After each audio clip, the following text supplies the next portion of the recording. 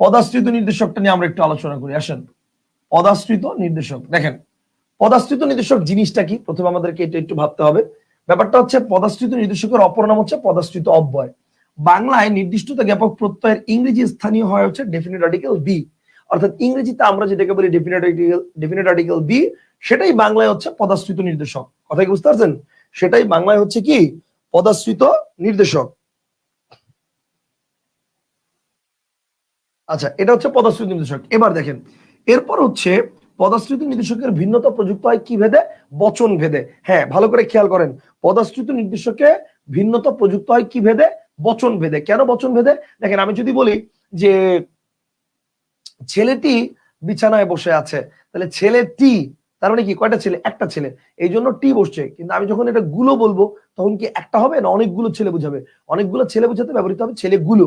এবং তখন কিন্তু আমার এটা ওই যতক্ষণ আছে ওই মানে বচন ভেদে এটার মধ্যে ব্যবহৃত হয়েছে। বুঝতে পারছেন জিনিসটা? তাহলে খেয়াল করেন, পদাশ্রিত নির্দেশকের ভিন্নতা প্রযুক্ত হয় বচন ভেদে। কোন সংখ্যা বা পরিমাণের স্বল্পতা বোঝাতে কয়টি পদাশ্রিত নির্দেশক ব্যবহৃত হয়? উত্তর হচ্ছে 6টি। কোন সংখ্যা বা পরিমাণের স্বল্পতা বোঝাতে কয়টি পদাশ্রিত নির্দেশক ব্যবহৃত হয়? 6টি। কি কি? টেটো, টুকটুক, টুকুন, গোড়া। দুটো দুটো মুস্ত করবেন। টেটো টেটো টেটো টেটো টেটো টেটো, এরপর টুকটুকু টুকটুকু টুকটুকু টুকটুকু টুকটুকু, এরপর টুকুন গোটা টুকুন গোটা টুকুন গোটা টুকুন গোটা। তাহলে ব্যাপারটা হচ্ছে কি টেটো টুকটুকু টুকুন গোটা, টেটো টুকটুকু টুকুন গোটা, টেটো টুকটুকু টুকুন গোটা। এরপর আসেন এক শব্দের সাথে, খুব মনোযোগ দিয়ে শুনুন, এটা খুব মনোযোগ দিয়ে শুনবেন, বিকজ এটা বাস্তব লাইফের সাথে মিলবে না। আপনাকে এটা জাস্ট বইয়ের কথাটা আলাদাভাবে মনে রাখতে হবে। ভালো করে খেয়াল করেন, বলা হয়েছে এখানে বলা হয়েছে যে এক শব্দের সঙ্গে টাটি যুক্ত করলে সেটা কি বোঝায়? সেটা অনির্দিষ্টতা বোঝায়। এক শব্দের সঙ্গে, এটা বইয়ের ভাষা, এক শব্দের সঙ্গে টাটি যুক্ত করলে সেটা অনির্দিষ্টতা বোঝায়। যেমন বইয়ের ভাষাটা হচ্ছে এরকম যে একটি দেশ, সে যেমনই হোক দেখতে, মানে এটা ফিক্স করে বলি নাই আমি কোন দেশ। তবে এক বাদে অন্য যে কোনো শব্দের সাথে টাটি যুক্ত হলে সেটা নির্দিষ্টতা বোঝায়। এটা বইয়ের কথা। যেমন 3টি টাকা ফিক্স করে দিছি, 10টি বছর ফিক্স করে দিছি। এই জন্য মনে রাখতে হবে, এক শব্দের সঙ্গে টাটি যুক্ত করলে সেটা অনির্দিষ্টতা বোঝায়, কিন্তু এক ছাড়া অন্য যে কোনো শব্দের সঙ্গে টাটি যুক্ত করলে সেটা নির্দিষ্টতা বোঝায়। এখন এখানে কথাটা হচ্ছে ভাই, বাস্তব লাইফে আসলে জিনিসটা কি সেম? এক শব্দের সঙ্গে টাটি যুক্ত করলে সেটা অনির্দিষ্ট হবে, এক ছাড়া অন্য যে কোনো শব্দের সঙ্গে টাটি যুক্ত করলে সেটা কি আসলেই মানে নির্দিষ্টতা হবে?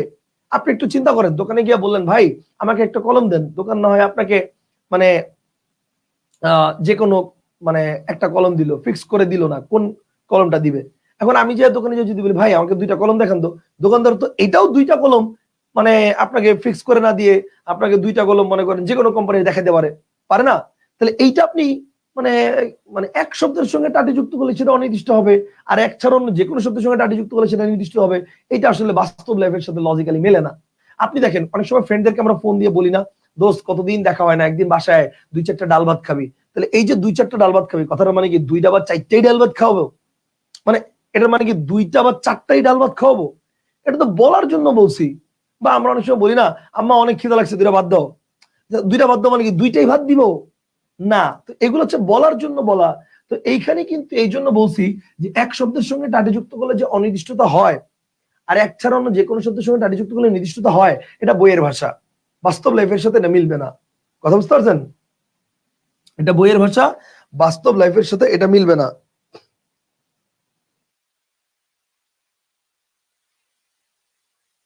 আচ্ছা, এরপর আসেন,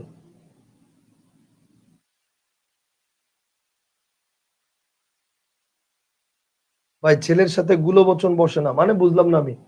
আচ্ছা, এবার আসেন, তাহলে টাটি এর ব্যবহারটা নিরর্থক হয় যে দুটি বাক্যে। হ্যাঁ, এখানে ব্যাপারটা হচ্ছে বুঝতে হবে, মানে টাটি এর ব্যবহার নিরর্থক হয় যে দুটি বাক্যে। একটা হচ্ছে সারাটি সকাল তোমার আশায় বসে আছি, আর একটা হচ্ছে ন্যাকামিটা এখন রাখো। মানে ব্যাপারটা হচ্ছে মনে করেন এরকম, ধরেন আপনি কারোর সাথে দেখা করতে যাবেন, রাত্রেবেলা কথা বলেছেন যে আগামীকাল সকালবেলা তোমার সাথে দেখা করতে যাবো এখানে। তো আপনি পরের দিন সকালবেলা গেলেন ঠিকই, কিন্তু যাইতে আপনার অনেকক্ষণ দেরি হয়েছে। তো যাওয়ার পরে আপনাকে বলতেছে সারাটি সকাল তোমার আশায় বসে আছি। এই যে আপনাকে বলতেছে সারাটি সকাল তোমার আশায় বসে আছি, আপনি কি মানে আলটিমেটলি এইটুক বললেই হইতো না সারা সকাল তোমার আশায় বসে আছি? এই জায়গায় টি এর ব্যবহারটা কি নিরর্থক না? বলার কোনো দরকার ছিল? দরকার ছিল না। তো এই কারণেই সারাটি সকাল তোমার আশায় বসে আছি, এটা কি বলেন আস্তে, সারাটি সকাল তোমার আশায় বসে আছি, এটা কি? এটা হচ্ছে নিরর্থক, এটা বলার দরকার ছিল না। আবার এটা শুনে আপনারও কাছে মেজাজ গরম হয়, আপনি বলতেছেন ন্যাকামিটা এখন রাখো তো। আপনিও কিন্তু এই জায়গায় শুধু এইটুক বললেই পারতেন, ন্যাকামি এখন রাখো, আপনি বলতেছেন ন্যাকামিটা এখন রাখো, তাহলে এই দুটি বাক্যে টাটি এর ব্যবহারটা হচ্ছে নিরর্থক, মানে এমনিতেই করা হয়েছে, এটা কোনো নির্দিষ্টতা না অনির্দিষ্টতা না কিছুই না। ওকে ফাইন, এরপর আসেন, এরপরে বলতেছি কি, নির্দেশক সর্বনামের পরে যদি টাটি যুক্ত হয় তাহলে কি হবে?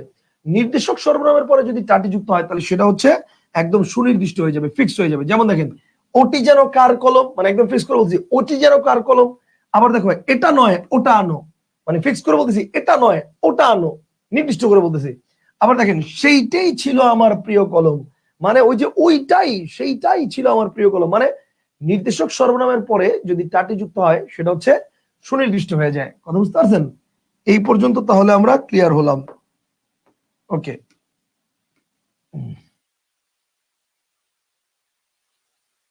এরপর দেখেন, এরপরে এটাও ইম্পর্টেন্ট, ব্যাপারটা হচ্ছে এরকম যে গোটা বচনবাচক শব্দটি কোথায় বসে, মানে গোটা শব্দটি কোথায় বসে? গোটা শব্দটা বসে বচনবাচক শব্দের পূর্বে, এবং গোটা শব্দটা বচনবাচক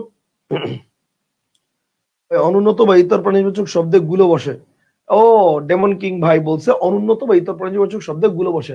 ভাইয়া, আপনার কি মনে আছে সাহিত্যের ক্ষেত্রে আমরা বলেছিলাম এই ধরনের কোনো কিছু মেনটেন করা হয় না?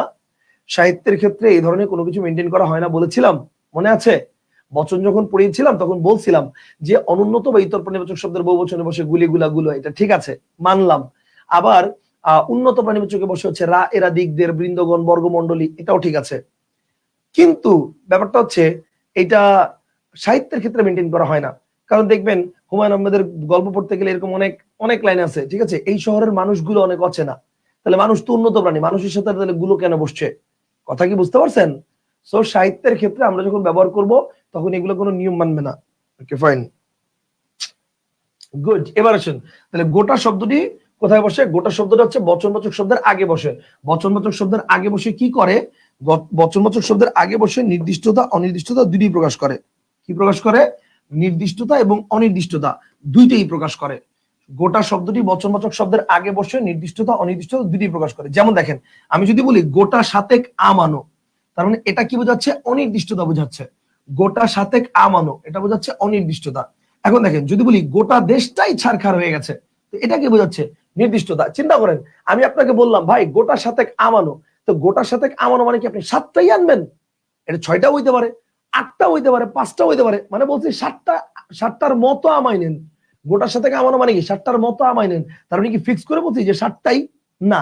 আবার দেখেন, যেমন গোটা দেশটাই ছারখার হয়ে গেছে, এখানে কি এটা বোঝাচ্ছে যে গোটা দেশের ঢাকা ছারখার হয়েছে বা খুলনা বা বরিশাল বা সিলেট বা রাজশাহী? না, পুরা দেশ ছারখার হয়ে গেছে। তো এটা কি বোঝাচ্ছে? নির্দিষ্টতা। তার মানে গোটা শব্দটা বচনবাচক শব্দের পূর্বে বসে নির্দিষ্টতা অনির্দিষ্টতা দুইটাই প্রকাশ করে। এইবার আসেন, খানাখানি কোথায় বসে? ভালো করে বুঝেন।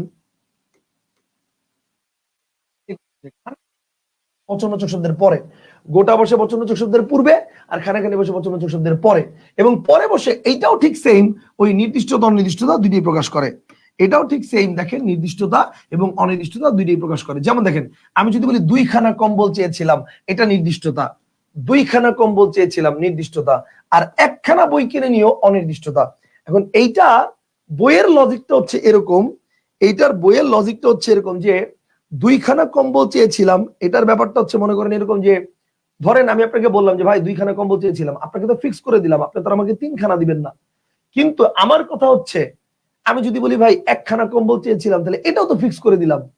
এটা কি আমি আপনার কাছে বললাম ভাই আমাকে একখানা কম্বল দেন, তাহলে আপনি কি আমার দুইখানা দিবেন? তো এটাও তো জিনিসটা ফিক্স হয়ে যায়। মানে এইটা কেন জানি বাস্তব লাইফের সাথে জিনিসটা মেলে না, কিন্তু বইয়ের কথা হচ্ছে এক শব্দের সঙ্গে আপনি টাটি বা খানাখানি যাই যুক্ত করেন না কেন সেটা অনির্দিষ্টতা বোঝাবে, আর এক ছাড়া অন্য যে কোনো শব্দের সঙ্গে টাটি বা খানাখানি যাই যুক্ত করেন সেটা নির্দিষ্টতা বোঝাবে। এটা হচ্ছে বইয়ের ভাষা। আমার কথা কি বুঝতে পারছেন? এটা হচ্ছে বইয়ের ভাষা। এক শব্দের সঙ্গে টাটি বা খানাখানি যাই যুক্ত করেন সেটা হচ্ছে অনির্দিষ্টতা, কিন্তু এক ছাড়া অন্য যে কোনো শব্দের সঙ্গে টাটি বা খানাখানি যুক্ত করলে সেটা হচ্ছে নির্দিষ্টতা। তাহলে এবার এবার কি বলতেছি, খানি। খানি শব্দটা কোথায় ব্যবহৃত হয়? খানি শব্দটা ওই যে কবিতায় ব্যবহৃত হয় নির্দিষ্ট অর্থে, যেমন আমি অভাগা এনেছি বহিয়া নয়ন জলে ব্যর্থ সাধন খানি, কবিতায় ব্যবহৃত হয়েছে। আচ্ছা, এরপর দেখেন টাকটুক টুকরো, এই চারটি শব্দ বাক্যের কোন অর্থ প্রকাশ করে? নির্দিষ্টতা অনির্দিষ্টতা উভয়ই প্রকাশ করে। যেমন দেখেন, যেমন আমি যদি বলি সবটুকু দুধই খেয়ে ফেলো, এটা হচ্ছে নির্দিষ্টতা বোঝাচ্ছে, মানে একটু বাকি রাখার দরকার নাই, যতটুকু আছে পুরোটুক দুধই তুমি খেয়ে ফেলো, এটা হচ্ছে নির্দিষ্টতা। আর অনির্দিষ্টতা হচ্ছে পোয়াটাক দুধ দাও। বলেন তো পোয়াটাক দুধ দাও এটার মানে কি বলেন তো? পোয়াটাক দুধ দাও এই কথাটা মানে কি? মানে এক পোয়ার মতো দুধ দাও, কথাটা বুঝেন? পোয়াটাক দুধ দাও কথাটা মানে হচ্ছে এক পোয়ার মতো, এক পোয়ার মতো দুধ দাও, এটা অনির্দিষ্টতা কেন? এটা কেন অনির্দিষ্টতা? একটু চিন্তা করেন, আপনি যখন দোকানে গিয়ে মিল্ক বিটার প্যাকেট কিনেন লিকুইড দুধ 250 ml, তখন কিন্তু আপনি কখনোই বলেন না ভাই আমাকে পোয়াটাক দুধ দেন, আপনি বলেন মামা 250 ml দুধ দাও তো, মিল্ক বিটার বা আড়ঙের বা প্রাণের 250 ml দাও, বা হাফ লিটার দাও, বা 1 লিটার দাও, তার মানে ফিক্স করে বলতেছেন। এই পোয়াটাক কথাটা আপনি ব্যবহার করেন যখন গোয়ালা ওই গ্রামে বা মফস্বল শহরে দেখবেন এই ধরনের, এখন শহরে অনেক জায়গায় আছে, ওই যারা গরুর খামারের কাজ করে, তো দেখা যায় যে গরুর মানে দুধ তারা কলসিতে কলসিতে করে বিভিন্ন এলাকায় এলাকায় বিক্রি করে। তো ওই যে কলসিতে কলসিতে করে বিক্রি করে, তখন দেখা যায় যে বড় একটা কলসিতে করে তারা জিনিসটা, বা বড় একটা পাত্রতে করে তারা জিনিসটা নিয়ে যাচ্ছে।